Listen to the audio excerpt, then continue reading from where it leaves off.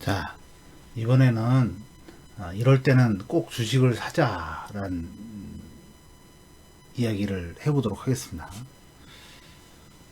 보통 주식을 할 때 가장 먼저 생각을 해야 할 거가 돈을 벌려면 싸게 사서 비싸게 팔아야 돼요.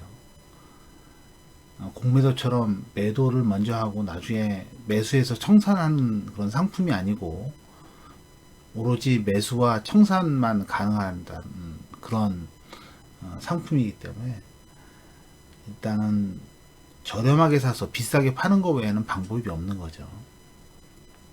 그래서 우리는 최대한 싸게 살려고 노력을 해야 되는데 과연 쌀 때가 어느 때냐 이거죠. 쌀 때 사야 돼요. 사기를 싸게 사면 아무 때나 팔아도 수익을 얻을 수 있습니다. 그죠? 근데 우리는 싸게 언제 쌀 때가 언제냐가 이제 문제가 되겠죠. 자, 메모장을 잠깐 보시면은 일단 싸게 살 수 있는 때는 남들이 다 던질 때, 그죠? 주식이 폭락이 발생하였다는 방송이 나올 때, 그죠? 그리고 개인들의 신용 물량이 나오고 있다. 이런 방송이 나올 때, 그리고 일반 개인들이 가격을 불문하고 주식을 매도하고 있을 때, 그리고 서킷 브레이커 발생했을 때, 그죠?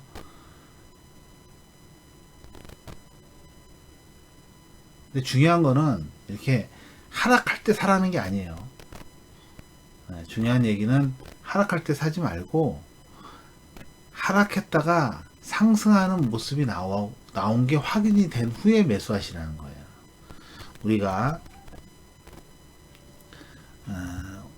어느 때 매수를 해야 되냐면 이럴 때 매수하셔야 돼요. 이럴 때 이런 모양이 나올 때 이럴 때 하는 거예요. 이럴 때 그죠? 파란 선 위로 올라탔을 때 매수하는 거예요. 그죠? 이게 급락이 나와서 요런 자리들은 예? 요런 자리들은 대부분 신용 물량이 나왔을 때의 모습이에요. 일반 개인들이 가격을 불문하고 주식을 매도할 때, 그리고 신용을 써서 매수를 했던 것이 물량이 나올 때가 이럴 때예요. 그래서 이럴 때 매수를 하면은 수익을 얻을 수 있습니다. 보통 우리가 크게는 한 10년마다 한 번씩 기회가 온다 그래요. 아니면 어떤 분들은 한 5년마다, 어떤 분들은 또 3년마다 한 번씩 온다 그러는데 아무 때나 상관없어요. 빈번하게 뭐 폭락이 나왔다, 그죠? 뉴스에 다 나오죠. 신용 물량이 나올 가능성이 있다는 뉴스. 그리고 가끔가다 보면은 서킷 브레이커가 발생이 됐다는 뉴스, 이런 뉴스가 나온 다음에 지수는 대부분 그런 현상이 나오고 반등을 시작하면, 특히 신용 물량이 나올 때는요, 그 날이 저점일 가능성이 굉장히 높은 날이에요. 그래서 그때는 좀 매수를 해도 좋은 상황이 아닌가 그런 생각이 들고요. 물론 대출이 없는 상태에서 덤비셔야 돼요. 그거를 사는데 내 돈으로 사는 게 아니라 대출로 산다면 그거는 그렇게 거래를 할 이유가 없는 거죠. 싸게 사도 못 버틸 수 있는 거예요. 그죠? 싸게 샀는데 나는 지하 1층에서 산 것 같은데 지하 10층까지 있는지를 모르는 거죠. 아무도 몰라요. 어디까지 떨어질지. 그래서 올라가는 걸 확인하고 매수를 하자는 얘기를 하는 게 10층까지 떨어질지 5층까지 떨어질지 지하 5층까지 떨어질지 모르기 때문에 내가 사기는 싸게 산 것 같지만 몇 층에서 내가 산 건지를 모른다는 거죠. 하지만 바닥을 치고 올라오는 모습이 나왔을 때 대부분은 매수자들이 되게 많아요. 그렇기 때문에 같이 매수하는 상황이기 때문에 수익을 얻을 가능성이 굉장히 높은 상황인 거죠. 그래서 깊은 하락이 나타난 다음에 이런 식으로 파란선 위로 올라탔을 때 매수를 하시는 게 훨씬 더 현명하다는 생각을 합니다. 오늘은 좀 간단하게 제가 말씀을 드렸는데요. 만약에 지금 같은 상황이에요. 지금 같은 상황입니다. 이렇게 파란선 위로 올라탔어요. 그러면 우리가 저점에서 매수를 하자 그러는데 저점이 언제 올지 모르죠. 그렇다면 그냥 저축하시고 기다리셔야 돼요. 한 템포를 늦추시는 게 좋아요. 우리는 주식을 한다면 저점에 사고 싶은 거예요. 근데 지금은 저점이 아닌 걸 누구나 알고 있는 거죠. 근데 2년 후든 3년 후든 5년 후든 다시 한번 저점이 올 가능성이 많다는 걸 우리는 알고 있어요. 그럼 그때까지 기다리면 돼요. 저축하면서. 그러면 내 자산의 20-30%가 한 번에 늘어요. 한 번에. 짧은 기간에 확 늘어버립니다.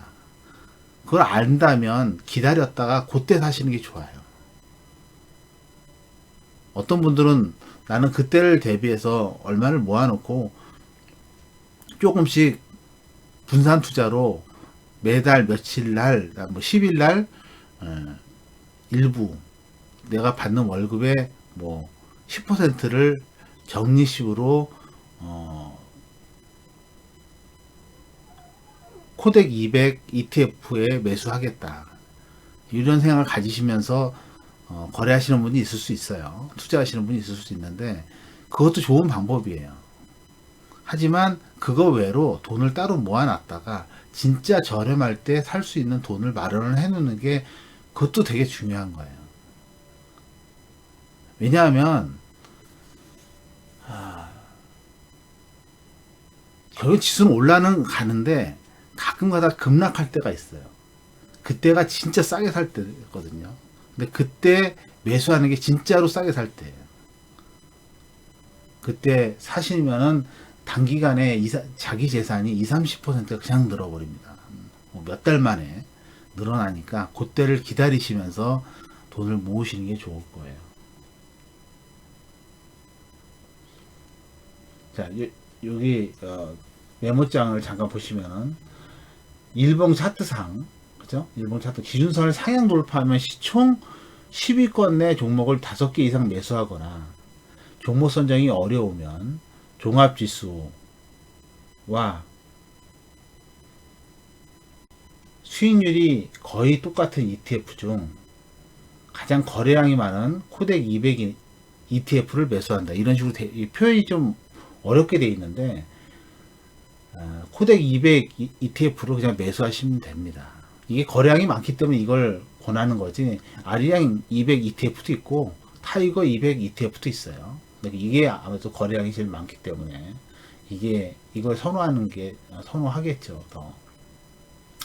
그리고 시총 10위권 내 종목을 5개 이상 매수를 하자는 얘기를 제가 드리는데 이게 뭐가 문제냐면 어떤 게 있냐면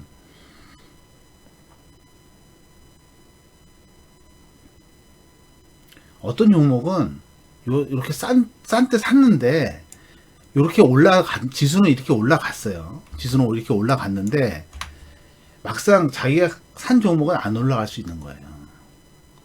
그러니까 한 종목을 샀는데 진짜 저점에서 신용 물량 나오고 뭐 난리나 폭락할 때 샀는데 그때나 지금이나 많이 올랐을 때나 가격이 똑같을 수가 있어요. 어떤 종목들은. 그게 문제인 거예요. 그렇게 되면 싸게 산 이유가 없는 거죠. 그죠? 특정 종목들은 그렇게 된 경우가 의외로 있어요. 한 10위권 내 종목 중에 한 2-3개는 그래요. 그러니까 만약에 어떤 종목을 사고 싶다 그러면 한 종목에 몰빵하지 마시고 10위권 내 중에서 한 5종목은 사놓으셔야지 한 종목이 변함이 없다면 나머지 4종목이라도 올라야 되는 거죠. 만약에 그거를 종목을 못 찾겠다, 나는 그걸 못 찾을 것 같다 그러면은 그냥 코스피 200에 추종하는 ETF를 사시면 돼요. 그러면 지수가 올라가면 그 올라간 만큼 수익을 얻을 수 있기 때문에 그렇습니다. 그래서 그렇게 하시면 좋을 것 같아요. 중요한 거는 싸게 사는 게 중요한 거예요. 그 싸게 살 때는 어느 때인가를 꼭 생각을 하셔서 그거를 미리 돈을 마련해 놓으시고 그때를 기다려야 되는 거예요. 그거 굉장히 중요한 겁니다. 자, 영상이 도움이 되셨다면 좋아요, 구독 부탁드립니다.